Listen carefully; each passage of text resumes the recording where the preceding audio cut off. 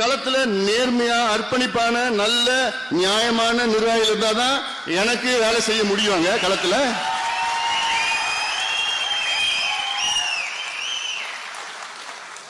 ஒண்ணும் இல்லாம எல்லாம் இது பண்ணிட்டா உடனே ஒரு பொறுப்பு, அது பண்ணிட்டா பொறுப்பு.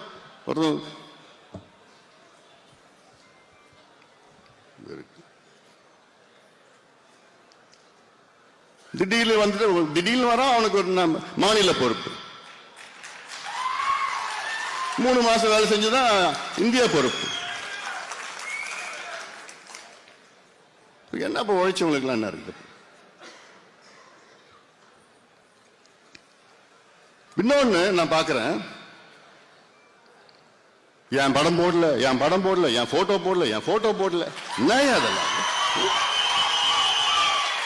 என்ன கலாச்சாரம்? பாட்டாளி மக்கள் கட்சி